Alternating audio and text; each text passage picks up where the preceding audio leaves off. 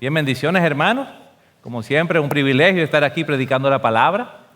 Y me gustaría, antes de empezar, ya ponerme a disposición del Señor para lo que vamos a ver. Así que vamos a orar de nuevo. Padre, gracias.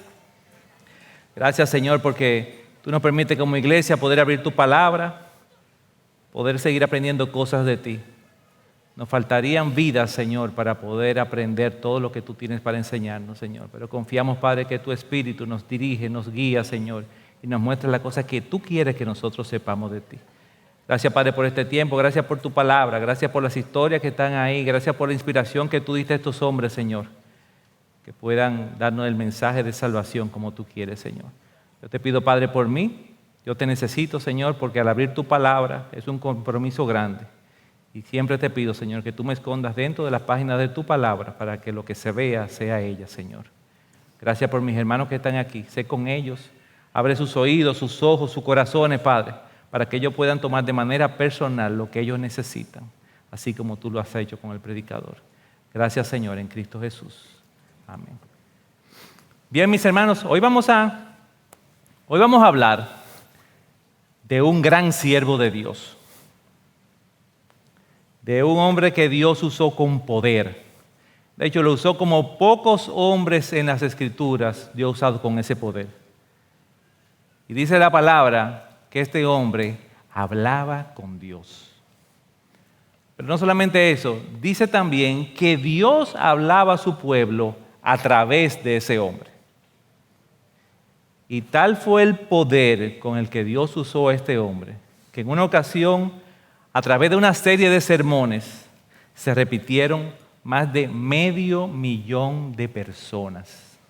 500,000 de personas. Ni Pablo, ni Pedro lograron que tantas personas pudiesen llegar a los pies del Señor en tan poco tiempo. Y ese gran hombre al que yo me refiero es Jonás. Ese mismo, Jonás. Y yo sé que cuando decimos Jonás, lo primero que nos viene a la mente es una imagen de un gran pez.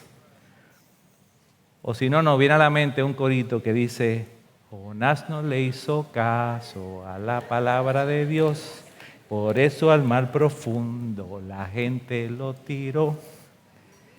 Y de esa forma, casi automáticamente en nuestra mente, el libro de Jonás se convierte en una fascinante y preciosa historia para niños.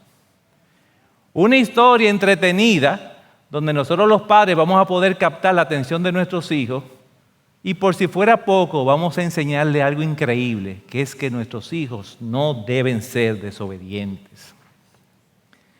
Sin embargo, mis hermanos, si meditamos más profundamente en el libro de Jonás, nos daremos cuenta que en solo 4 capítulos hay un reflejo perfecto de cómo es nuestro caminar cristiano, de cómo somos todos nosotros en menor o en mayor escala. Y lo más importante, nos enseña cómo es nuestro Dios, cómo trata a su creación y cómo trata a sus hijos. Y el libro va describiendo cada etapa en el caminar de la vida de Jonás. Y veremos que sin a nosotros haber tomado un barco, sin haber estado en el vientre de un gran pez, lo más seguro, mi querido hermano, que tú y yo nos encontramos en una de las etapas del caminar de Jonás. Y hoy vamos a ver el caminar de Jonás en 7 etapas diferentes. Jonás huye, Jonás confiesa, Jonás se arrepiente, Jonás obedece, Jonás se queja, Jonás escucha y Jonás aprende. Y aunque me siento tentado a leer todo el libro de Jonás con ustedes, por amor a ustedes y por respeto al tiempo, no lo voy a hacer. Sin embargo, sí vamos a leer completamente el capítulo 1 de Jonás, porque entiendo que hay muchos detalles en ese capítulo que como conocemos la historia lo pasamos por alto, pero en esos detalles vamos a ver que nosotros realmente conocemos lo que el Señor quiere de nosotros. El problema es que no vivimos como el Señor quiere que nosotros vivamos. Así que los invito a que abran el libro Jonás, capítulo 1. Voy a estar leyendo en la NTV y dice así: el Señor le dio el siguiente mensaje a Jonás, hijo de Amitai: levántate y ve a la gran ciudad de Nínive, pronuncia mi discurso contra ella, porque he visto lo perversa que es su gente. Entonces Jonás se levantó y se fue en dirección contraria para oír al Señor. Descendió al puerto de Jope, donde encontró un barco que partía para Tarsis. Pagó su pasaje, subió a bordo y se embarcó rumbo a Tarsis con la esperanza de escapar del Señor. Ahora bien, el Señor mandó un poderoso viento sobre el mar, el cual desató una violenta tempestad que amenazaba con despedazar el barco. Temiendo por sus vidas, los desesperados marineros pedían ayuda a sus dioses y lanzaban la carga por la borda para aligerar el barco. Todo esto sucedía mientras Jonás dormía profundamente en la bodega del barco. Así que el capitán bajó a buscarlo. ¿Cómo puedes dormir en medio de esta situación?, le gritó. Levántate y ora a tu Dios. Quizá nos preste atención y nos perdone la vida. Entonces la tripulación echó suertes para ver quién había ofendido a los dioses y causado tan terrible tempestad. Cuando lo hicieron, la suerte señaló a Jonás como el culpable. Así que los marineros les reclamaron: ¿por qué nos ha venido esta espantosa tormenta? ¿Quién eres? ¿En qué trabajas? ¿De qué país eres? ¿Cuál es tu nacionalidad? Soy hebreo, contestó Jonás, y temo al Señor, Dios del cielo, quien hizo el mar y la tierra. Los marineros se aterraron al escuchar esto, porque Jonás ya les había contado que huía del Señor. ¡Ay, por qué lo hiciste!, gimieron. Como la tormenta seguía empeorando, le preguntaron: ¿qué debemos hacer contigo para detener esta tempestad? Échenme al mar, contestó Jonás, y volverá la calma. Yo sé que soy el único culpable de esta terrible tormenta. Sin embargo, los marineros remaron con más fuerza para llevar el barco a la tierra, pero la tempestad era tan violenta que no lo lograron. Entonces clamaron al Señor, Dios de Jonás.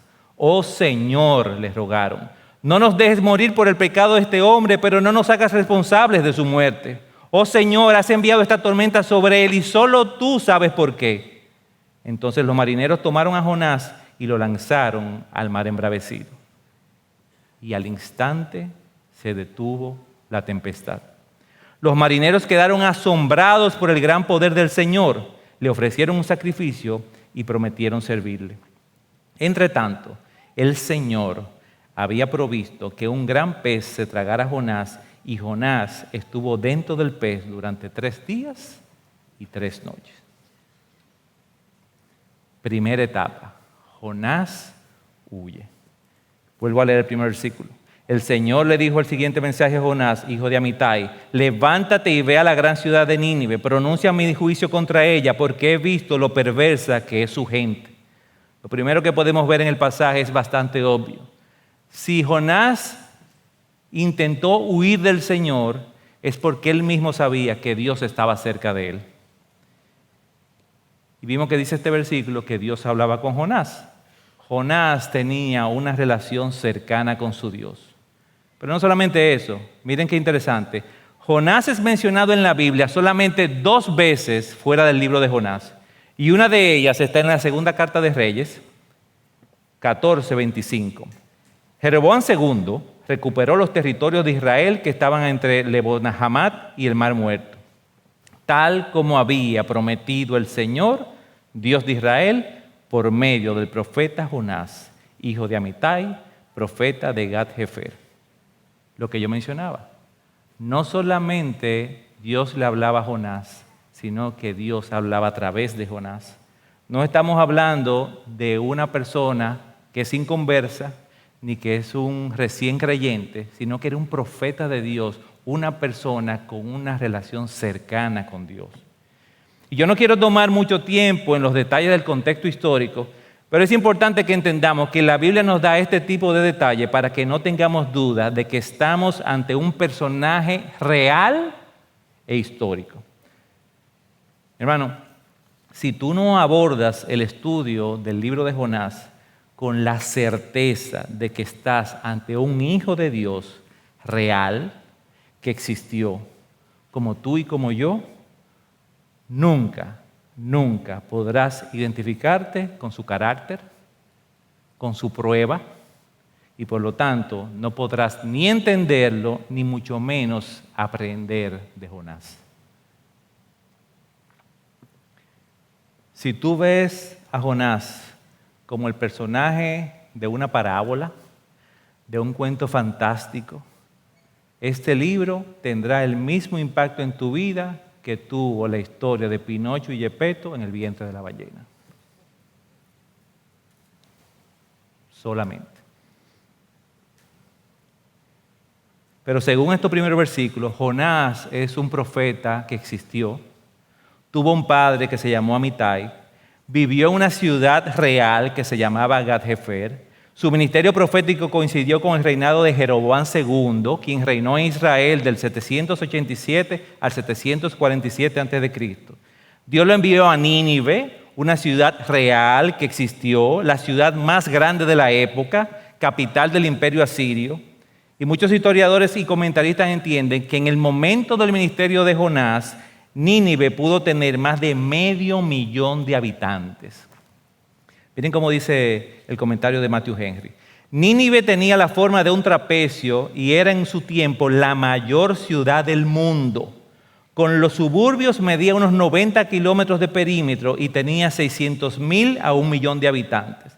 Y era una ciudad corrompida, más por la inmoralidad y la opresión social que por la idolatría. Y en este contexto es que Dios le dice a Jonás muy claramente: levántate y ve a la gran ciudad de Nínive, pronuncia mi juicio contra ella, porque he visto lo perversa que es su gente. Versículo 3. Pero Jonás se levantó y se fue en dirección contraria para huir del Señor. Descendió al puerto de Jope, donde encontró un barco que partía para Tarsis. Y esto, señores, es muy importante. Él no encontró una oportunidad, que le dieron un aventón, le hicieron un favor. No, él pagó su pasaje, subió a bordo y se embarcó rumbo a Tarsis con la esperanza de escapar del Señor. Este hombre de Dios, que tiene una relación íntima con Él, recibe una orden directa, audible, del Dios soberano, del Todopoderoso, y decide tranquilamente huir en dirección contraria. Y yo sé que muchos han visto este mapa, donde es obvio que Jonás tomó el camino contrario al mandato de Dios. Dios lo mandó a Nínive y él se fue a Tarsis. Dios le dijo: ve a la derecha, y él se fue para la izquierda. Pero no solamente Jonás se dispuso a ir en dirección contraria a Dios, él ideó un plan para hacerlo. La intención de Jonás de desobedecer a Dios pasó de su corazón a su mente, donde él conformó un plan intencional y a este plan le invirtió su esfuerzo, su accionar y sus recursos. Hermano, ¿cuántas veces nosotros hemos estado ahí? ¿Cuántas veces hemos tenido la certeza de lo que Dios quiere que hagamos y hacemos exactamente lo contrario? ¿Cuántas veces hemos dado cabida a un sentimiento o a un pensamiento que ofende a nuestro Dios y albergamos en nuestra mente y corazón y lo conformamos en forma de un plan para ejecutar? ¿Cuántas veces a ese plan le hemos invertido tiempo, fuerzas y recursos para hacerlo? Eso fue lo que hizo Jonás. Jonás pagó para ir en vía contraria al mandato del Señor. Subió a bordo y se embarcó rumbo a Tarsis con la esperanza de escapar de Dios. Pero, dice el versículo 4, ahora bien, el Señor mandó un poderoso viento sobre el mar, el cual desató una violenta tempestad que amenazaba con despedazar el barco. Dios ordenó al viento y el viento obedeció. Con la esperanza de escapar del Señor. O sea, en serio, Jonás. Hermano, no importa cuán estrecha sea tu relación con Dios el día de hoy, si tú das cabida en tu mente y corazón a un pensamiento pecaminoso y lo albergas, lo acurrucas, le pasas la mano, lo alimentas, ese pecado puede desensibilizar de tal forma tu ser que puedes llegar a idear un plan bien abominable, pero sin sentido a la vez. ¿Saben por qué? Porque el pecado nos embota. El pecado nos vuelve idiotas. El pecado nos da amnesia. Jonás era hebreo. Jonás era profeta. Conocía la ley. De seguro se sabía de memoria muchísimos salmos, los cantaba. Lo más seguro había cantado, si sabe de memoria, el Salmo 139 que leyó el pastor Luis. ¿A dónde me iré de tu espíritu? ¿A dónde huiré de tu presencia? Si subo a los cielos, allí estás tú. Si bajo al Seol y preparo mi lecho, allí tú estás. Si tomo las alas del alba, o sea, me voy a la derecha, al este, y si habito en lo más remoto del mar, del otro lado, aún allí me guiará tu mano y me tomará tu diestra. Pero el pecado hace que en esos momentos la palabra de Dios no venga a tu mente. ¿Y qué respondió Jonás cuando los marineros le interrogaron? Así que los marineros le reclamaron, ¿por qué nos ha venido esta espantosa tormenta? ¿Quién eres? ¿En qué trabajas? ¿De qué país eres? ¿Cuál es tu nacionalidad? Y hermano, aquí viene una respuesta de antología. Soy hebreo.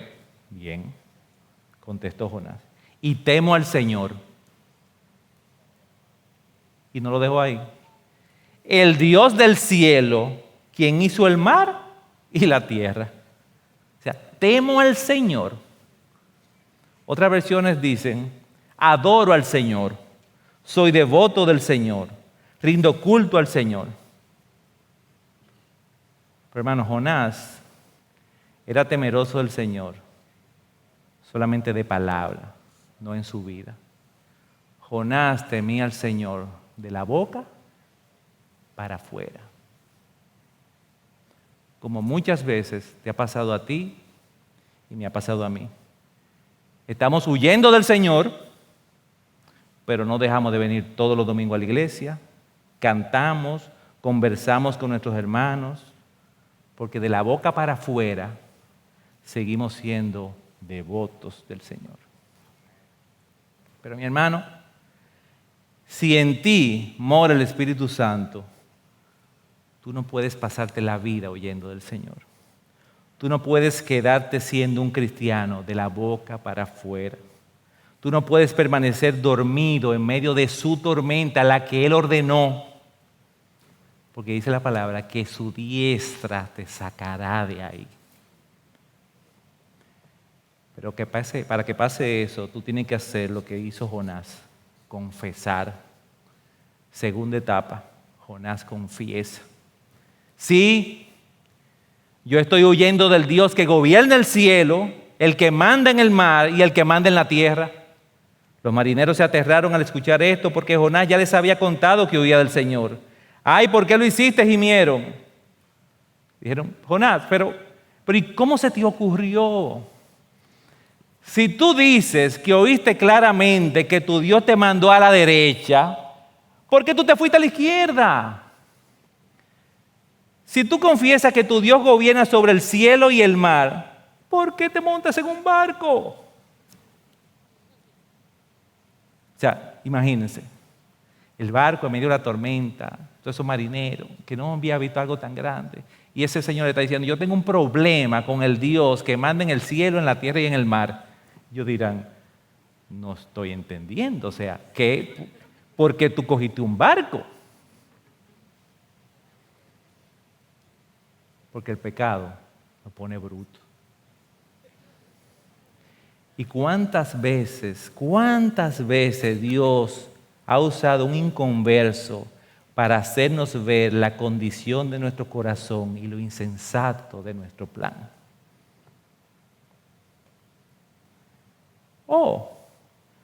Yo pensaba que los cristianos no hacían eso. Ups.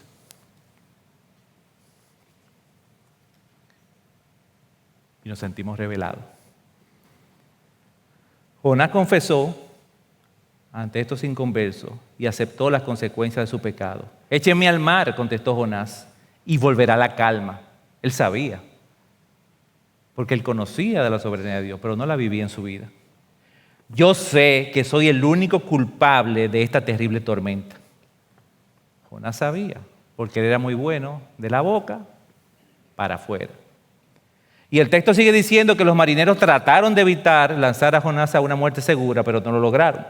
Y entonces clamaron al Señor, Dios de Jonás. Oh Señor, les rogaron, no nos dejes morir por el pecado de este hombre, pero no nos hagas responsable de su muerte. Oh Señor, has enviado esta tormenta sobre él y solo tú sabes por qué. Entonces los marineros tomaron a Jonás y lo lanzaron al mar embravecido. Y al instante se detuvo la tempestad. Dios ordenó al mar y el mar obedeció. Los marineros quedaron asombrados por el gran poder del Señor y le ofrecieron un sacrificio y prometieron servirle. Entre tanto, el Señor había provisto que un gran pez se tragara a Jonás y Jonás estuvo dentro del pez durante 3 días y 3 noches.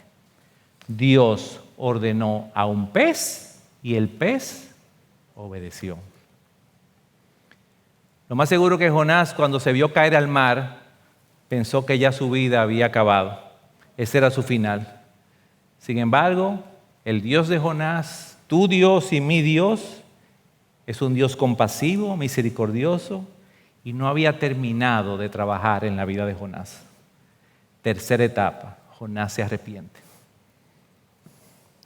Yo dije ahorita que iba a leer solamente el capítulo 1 entero, pero también voy a leer el capítulo 2. Porque el capítulo 2 es la oración de Jonás. Y yo no sé qué versículo quitarle. Entonces Jonás oró al Señor su Dios desde el vientre del pez y dijo: en mi angustia clamé al Señor y Él me respondió. Desde el seno del Seol pedí auxilio y tú escuchaste mi voz. Pues me habías echado a lo profundo en el corazón de los mares y la corriente me envolvió.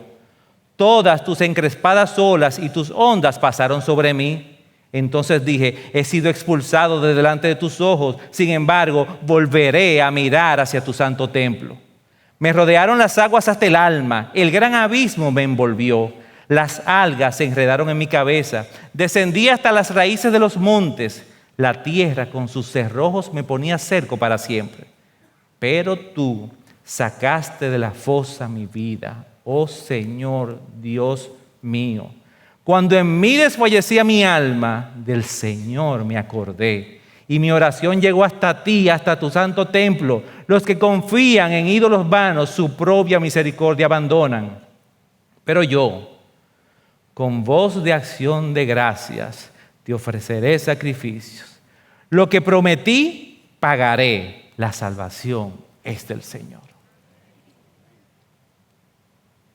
¿Qué le podíamos quitar a esa oración? En esta oración, primero Jonás reconoce que ha pecado contra el Dios soberano, pero inmediatamente también reconoce que en el peor momento de su angustia, él clamó al misericordioso y éste lo escuchó y lo salvó.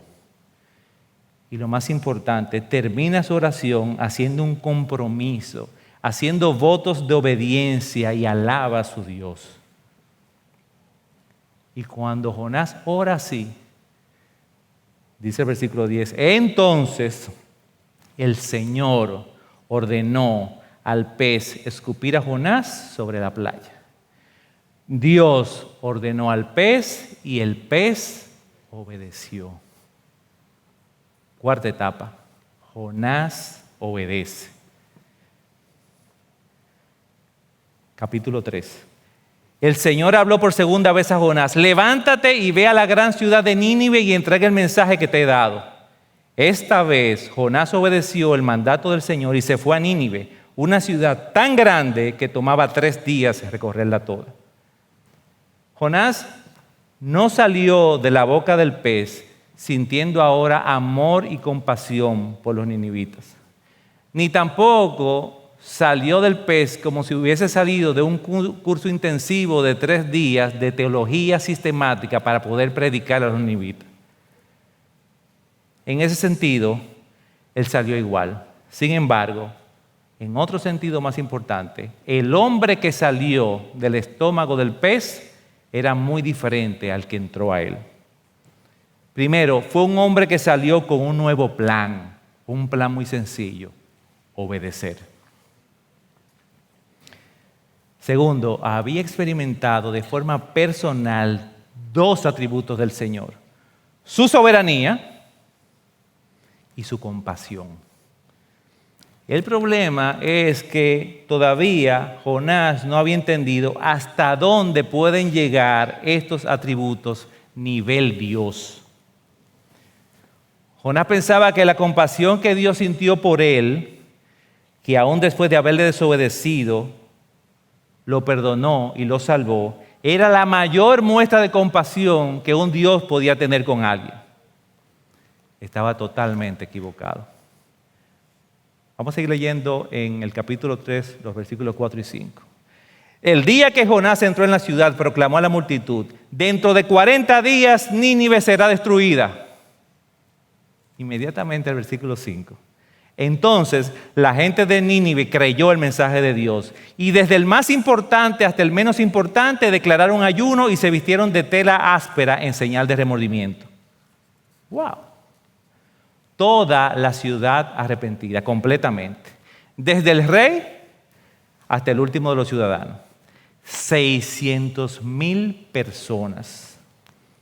Y leamos lo que hace el rey, versículo 7.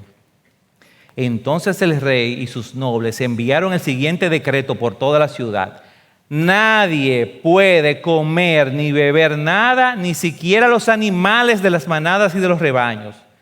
Tanto el pueblo como los animales tienen que vestirse de luto, y toda persona debe orar intensamente a Dios, apartarse de sus malos caminos y abandonar toda violencia.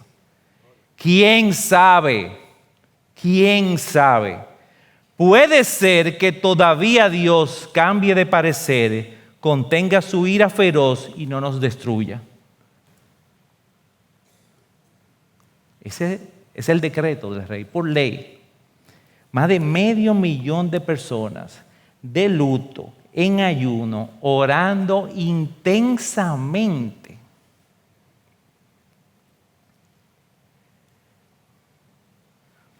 Yo no sé si a ustedes les ha pasado, pero cuando yo leo el libro de Jonás y llego a esta parte, siempre pensaba lo mismo. ¿Dónde están los sermones que predicó Jonás? Porque la Biblia registra importantes discursos y sermones de los grandes hombres de Dios. Los sermones de Moisés antes de que el pueblo de Israel entrara a la tierra prometida, el discurso de Esteban, el primer sermón de Pedro, los discursos de Pablo. Ahora, yo quiero saber qué fue lo que predicó Jonás que hizo que 500,000 de personas se arrepintiera. Eso debería estar aquí, porque de ahí sale un manual de predicación. 600,000 personas se arrepintieron con una serie de sermones. Ahora, ¿ustedes saben por qué esos sermones no aparecen en la Biblia? Porque Dios quiere que nos enfoquemos en la respuesta del pueblo y no en la entrega del mensaje. Dios quiere que nos enfoquemos en Él y no en el predicador. Dios quiere que nos enfoquemos en su poder para cambiar corazones al instante. Dios quiere que nos enfoquemos en su compasión, no en la elocuencia de Jonás. Jonás sabía que eso que estaba pasando en Nínive no tenía nada que ver con su elocuencia. Él sabía que ese arrepentimiento masivo era el fruto exclusivamente del corazón compasivo y misericordioso de Dios. De hecho, si ustedes recuerdan, el mensaje de Jonás no era propiamente un llamado al arrepentimiento. Era una advertencia que la paciencia del Señor se había acabado para ellos. En el capítulo 1, Dios le dice a Jonás: pronuncia mi juicio contra ella porque he visto lo perversa de su gente. Y en el capítulo 3 le repite y le dice: proclama a la multitud, dentro de 40 días Nínive será destruido. O sea que básicamente los sermones de Jonás eran muy sencillos. Nínive, al Dios soberano del universo se le acabó la paciencia contigo. Prepárate, que en 40 días serás borrada de la faz de la tierra. Juicio viene para ti. Esos eran los sermones de Jonás. Por eso es que Jonás es el primer sorprendido cuando él se da cuenta del cambio de actitud de la ciudad completa. Nínive ahora parece una gran iglesia donde todos están adorando, orando y ayunando. Y por eso es que Jonás se molesta. Quinta etapa, Jonás se queja. Jonás capítulo 4, versículo 2. ¿Qué hace Jonás? Reclama al Señor. Entonces le reclamó Jonás al Señor: Señor, yo no te dije antes de salir de casa que tú harías precisamente eso. Por eso fue que huí a Tarsis. Sabía que tú eres un Dios misericordioso y compasivo, lento para enojarte y lleno de amor inagotable. Estás dispuesto a perdonar y no destruir a la gente. Quítame la vida ahora, Señor. Prefiero estar muerto y no vivo si lo que yo predije que acontecería no va a suceder. O sea, Jonás se queja con Dios y le dice: yo sabía, es que yo te conozco. Por eso, exactamente por eso era que yo no quería venir. Si yo venía y predicaba, no importa lo que yo dijera, tú ibas a ablandarle el corazón, ibas a hacer que se arrepintieran. Y después que tú lo vieras todito, arrepentido, en silicio, orando, ayunando, yo te conozco, tú lo ibas a perdonar y no lo ibas a querer matar. Señor, ¿tú sabes algo? Tú te pasas de bueno. Porque está bien que tú seas compasivo conmigo. Yo soy hebreo. Soy profeta, tú y yo hablamos. Es verdad que tuve un pequeño desliz, pero con este pueblo, ser compasivo, enemigos de tu pueblo. Mira, Dios, yo me voy a esa colina y yo voy a esperar que lleguen los 40 días, a ver si es verdad que tú no vas a mandar fuego del cielo. Hermano, Jonás acaba de tener el éxito ministerial más grande de su carrera. Cientos de miles de personas vinieron al arrepentimiento por su predicación. Pero él está indignado porque Dios está a punto de tener compasión con un pueblo que Dios no debería tener compasión según el justo gran Jonás. En el fondo, ¿ustedes saben qué es lo que Jonás está pensando? Que él pudiese hacer un mejor papel que Dios gobernando el mundo. Es más, él siente que su reputación como profeta está en juego. Porque él profetizó que iba a venir juicio y todo luce indicar que no va a venir juicio. Y él sabe que en la ley hebrea dice lo siguiente, Deuteronomio 18:22. Cuando un profeta habla en el nombre del Señor, si lo que fue dicho no acontece ni se cumple, esa es palabra que el Señor no ha hablado. Con arrogancia la ha hablado el profeta, no tendrás temor de él. Sí, yo voy a quedar de feo. Yo no puedo volver a Israel. Él no está pensando que él va a decir que 600,000 personas se arrepintieron. No, no se dijo, yo hablé algo, tú me pusiste a decir algo y no se dio. Sexta etapa. Jonás escucha, porque Dios le respondió. Y el Señor dijo: ¿tienes acaso razón para enojarte?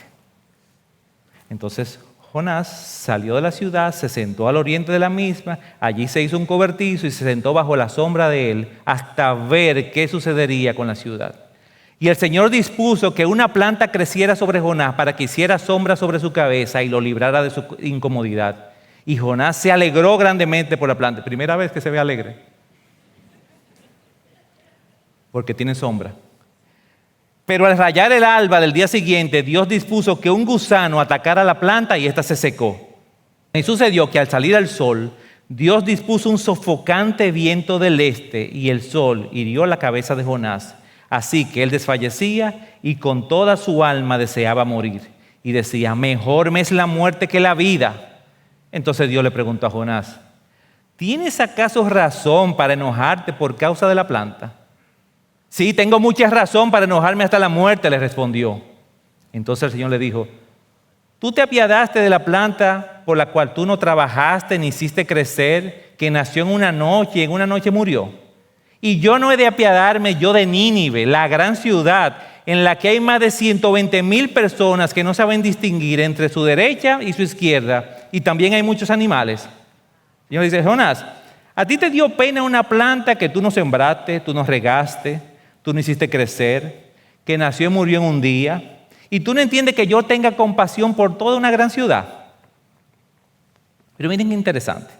Los comentaristas de este texto entienden que esas 120,000 personas son niños que no habían llegado a la edad del discernimiento entre el bien y el mal. Pero la forma de identificarlos es diciendo que no saben distinguir entre la derecha y su izquierda. ¿A quién se parece? A Jonás. Dios le está diciendo a Jonás, eso es lo que llaman una galleta sin mano. Jonás, tú te portaste como un niño sin discernimiento. Yo te mandé a la derecha y tú te fuiste a la izquierda. Tú hiciste una rabieta al Dios soberano del universo. Tú te comportaste como una persona sin discernimiento. El hombre que hablaba con Dios. Yo siempre he pensado que el libro de Jonás pudo haber sido el libro más corto de la Biblia. Pudo haber tenido 3 versículos. Hubiera sido algo así. Jonás capítulo 1, versículo 1. El Señor le dio el siguiente mensaje a Jonás, hijo de Amitai, versículo 2. Levántate y ve a la gran ciudad de Nínive, pronuncia mi juicio contra ella, porque he visto lo perversa que es su gente. Versículo 3. Entonces se levantó y se fue en dirección contraria para huir del Señor. Y al instante Dios envió fuego del cielo y fulminó al profeta Jonás. Pasamos la página, Miqueas.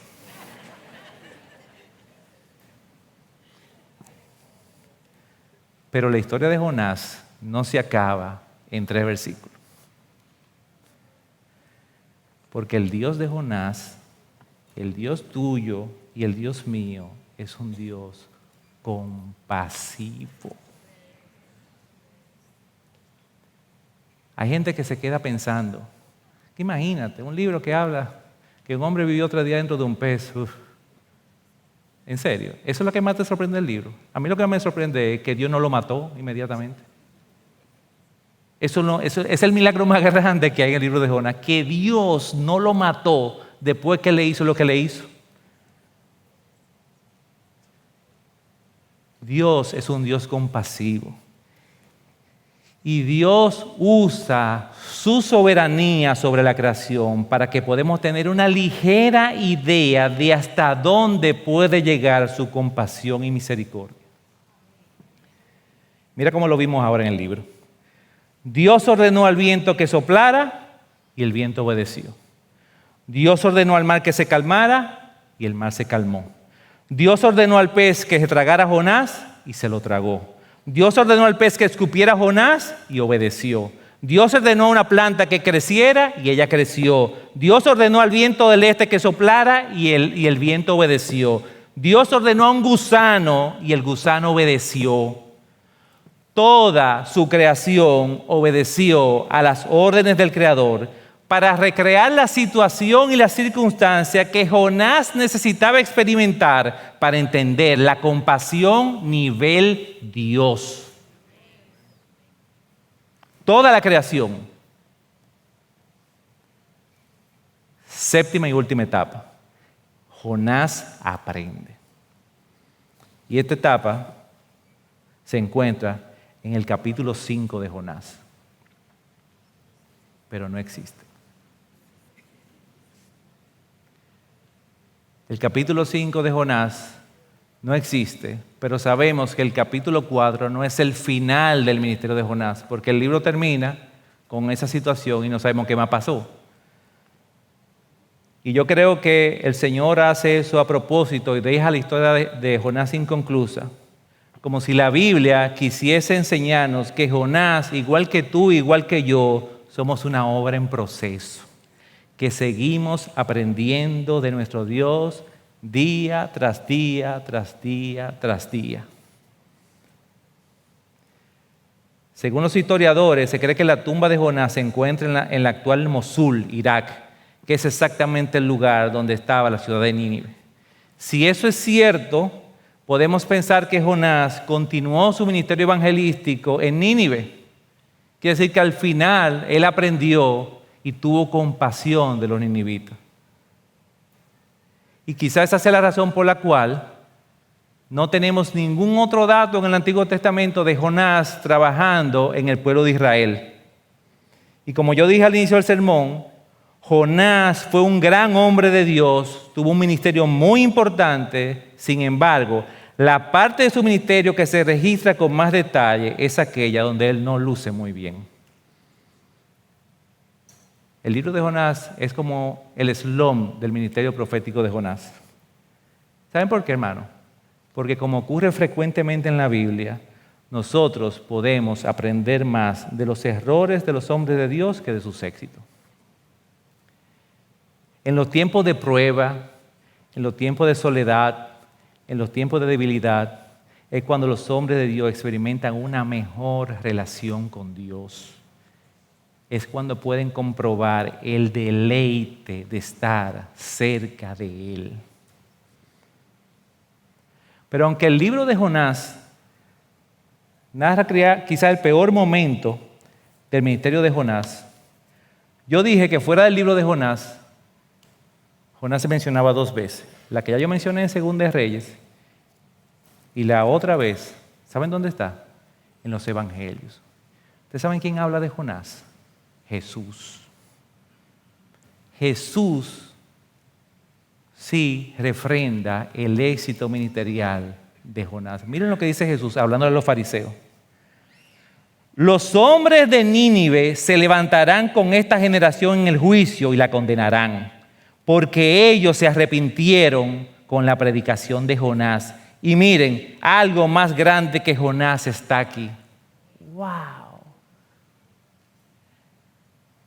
El Señor se está comparando con un profeta exitoso y no se compara con Elías, no se compara con Moisés, se compara con Jonás. Miren lo que hizo la predicación de Jonás, que se arrepintieron 600,000 personas. Y ustedes, fariseos, tienen delante de ustedes uno que es mucho más grande que Jonás.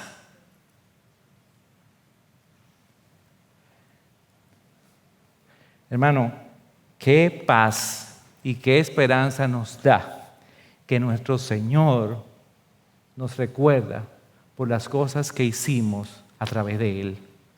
Que Él estuvo con nosotros en nuestras caídas, en nuestras pruebas, pero al final no nos queda marcado nuestro error, sino que en un momento creímos en Él, nos reconciliamos con Él y lo tenemos a Él.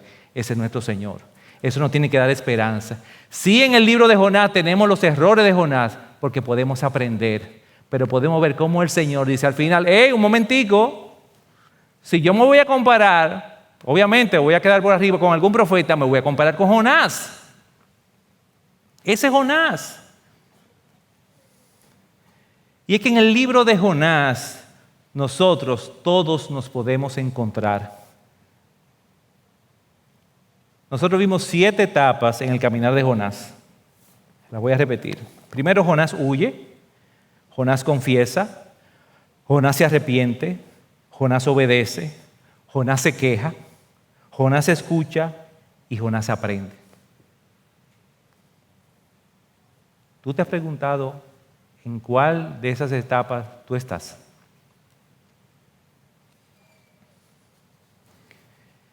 Es posible que tú estés huyendo del Señor. Yo no estoy diciendo que tú estás descarriado porque tú estás aquí sentado. Tú sigues viniendo a la iglesia cada domingo, quizás cada miércoles, tú sigues participando en tu grupo pequeño, sigues viviendo una vida cristiana de la boca para afuera, pero en el fondo de tu corazón tú estás invirtiendo tiempo, amores y recursos en cosas opuestas al Señor. Tú estás comprando un boleto para pecar. No te lo han regalado. Tú lo estás comprando para pecar. Este boleto lo estoy comprando para desobedecer a mi Dios. Pero quizás tú te encuentras en un momento en tu vida donde tú no tienes problema con confesar tu pecado. Pero te estás dando cuenta que se están yendo los años y tú tienes años y años confesando los mismos pecados, buscando consejería por las mismas razones y no sales de ahí. ¿Será que simplemente tú estás avergonzado por tu pecado, pero tú no estás arrepentido? O quizás tú estás en la otra etapa, quizás sí, tú estás arrepentido, tú has orado con lágrimas de sangre, tú has buscado el perdón de Dios, pero no te atreves a decidir obedecerle. Es como si tú estuvieras en la playa, acabado de salir del pez, y tú sabes que lo que te toca es coger para tu Nínive, y tú no quieres. Es más, tú quisieras devolverte y meterte otra vez adentro del pez, porque ahí tú estabas orando con el Señor, tranquilo, nadie te molestaba, era como un retiro espiritual.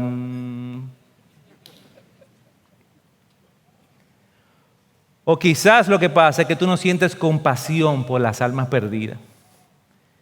Y en tu esquema de justicia, tú, el soberano, piensas que hay personas que no se merecen la misericordia de Dios.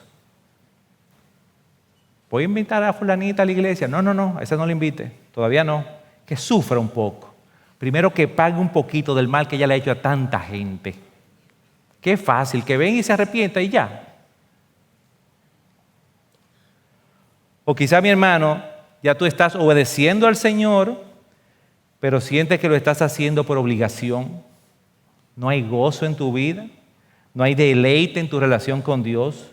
Tú estás sirviendo, pero la queja es una constante en tu boca. Como estaba Jonás. Y esa queja constante no será porque en lo más profundo de tu ser tú lo que quieres es ser el soberano de tu propia vida, que más nadie se meta con mi vida.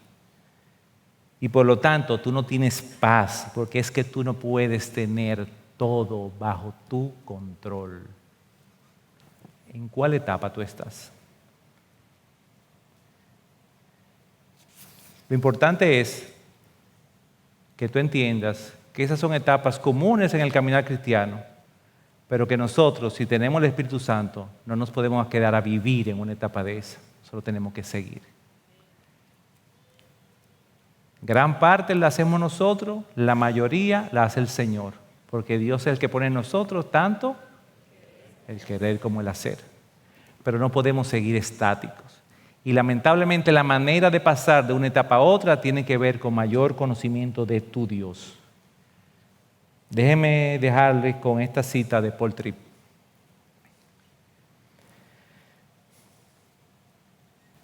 Dice Paul David Tripp: es glorioso saber que tanto en los tiempos de prosperidad como de dificultad, Dios gobierna y nosotros no. Es alentador saber que sin importar cuán caótico y confuso parezca, nuestro mundo no está fuera de control, sino que está bajo el señorío sabio y diligente del Señor Todopoderoso. Es reconfortante saber que aquel que gobierna todo, en todo momento, es nuestro Padre por la gracia. Nos consuela saber que puesto que Él gobierna, nada puede detener el curso de su gracia que produce vida y derrota el pecado. Es bueno saber que hay un Rey superior cuyo trono está muy por encima de los reyes imperfectos de esta tierra. Se nos quita un gran peso de encima saber que podemos confiar a su reinado sabio nuestras grandes preocupaciones por aquello que no somos capaces de cambiar. Es bueno recordar que tu salud mental no depende de tu comprensión de todas las cosas, sino de confiar en aquel que las comprende todas desde antes del principio y más allá de todo tiempo. Es bueno para el alma despertarse cada mañana y adorar a Dios y reconocerlo como el soberano.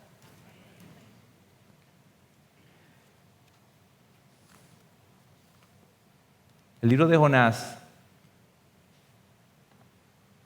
nos enseña a través del caminar de Jonás hasta dónde puede llegar la soberanía y la compasión de Dios trabajando de manera conjunta.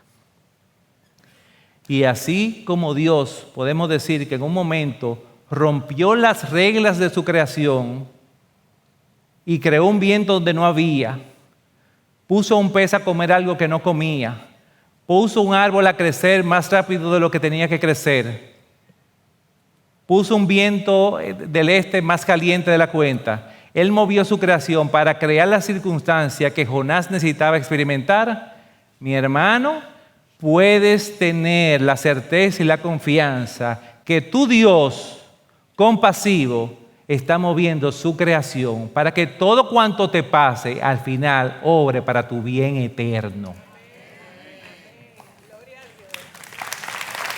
Todo. Su compasión le permite usar sus demás atributos para que a ti te vaya bien en la eternidad, no aquí ahora, necesariamente en la eternidad. Y eso nos tiene que dar paz, nos tiene que dar confianza. Pero yo quiero terminar recordando el decreto del rey de Nínive. Porque aquí puede haber personas que no es que le quedan 40 días de vida. De hecho, a lo mejor le quedan horas de vida y no lo sabemos. Pero saben que no están haciendo lo que tienen que hacer delante del Señor. Hay un momento en tu vida, mi amigo, que tú tienes que decidir, Señor, yo tengo que dejar mi malo camino. A ver si tu ira no me toca.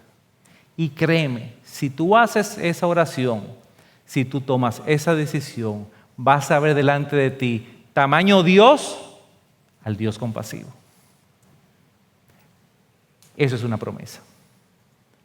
Así que quedémonos con eso, oremos para el Señor, para que diferente a Jonás, nosotros no vivamos nuestra vida cristiana de la boca para afuera, sino que nuestro caminar día a día sea realmente un caminar que demuestre que tú adoras a un Dios compasivo y soberano.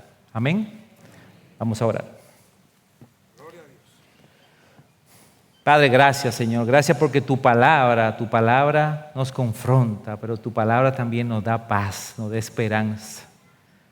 Nos saca una sonrisa saber cómo eres tú, Señor. Cómo nosotros en nuestro momento de angustia, tu derecha está ahí para ayudarnos. Cómo tú, Señor, en nuestro momento de bruteza, tú estás ahí para sacarnos, nos da sabiduría. Gracias, Señor, porque tu palabra dice que cuando necesitemos sabiduría, que la pidamos, que Él la da de más. Y nosotros muchas veces necesitamos de tu sabiduría para saber realmente a dónde tengo que coger. Padre, que en nuestro caminar cristiano nosotros podamos tener una relación tan estrecha contigo que podamos oír claramente cuando tú nos digas a la derecha. Pero que nuestro andar esté tan acorde con tu palabra que nosotros no se nos ocurra mover un pie en la dirección contraria. Padre, pero no podemos hacer eso por nosotros. Por eso te damos la gracia por el Espíritu que mora en nosotros y nos permite, Señor, hacer las cosas como tú quieres, Señor. Necesitamos, Señor, obedecerte. Necesitamos, Señor, pararnos en la playa y dirigirnos hacia nuestro Nínive. Hacer las cosas que tú nos has llamado. Y gozarnos, Señor, de lo que tú vas a hacer en Nínive, Señor. Muy a pesar nuestro. Simplemente nosotros nos toca obedecer y tú te encargarás, Señor, de ablandar corazones, de traerlo a arrepentimiento, de hacer que todo funcione, porque no es por nosotros, es por ti. Gracias, porque tú eres un Dios que gobierna la creación de una manera que no nos imaginamos cómo pudiésemos hacerlo nosotros. Gracias, Padre, porque tú eres bueno. En Cristo Jesús. Gracias por acceder a este recurso. Espero que haya sido de gran bendición para tu vida. Te sugiero que te suscribas a este canal de forma que tú puedas recibir notificación la próxima vez que hayamos subido un nuevo recurso que pueda servirte de instrucción y bendición.